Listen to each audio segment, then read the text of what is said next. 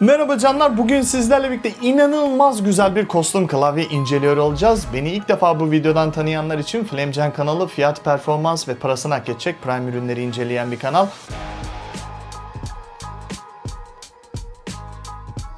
Bugünkü inceleyeceğimiz klavye ise prime bir klavye olacak. Fiyatından ziyade klavyenin yapısına bakmanızı çok rica ediyorum sizden.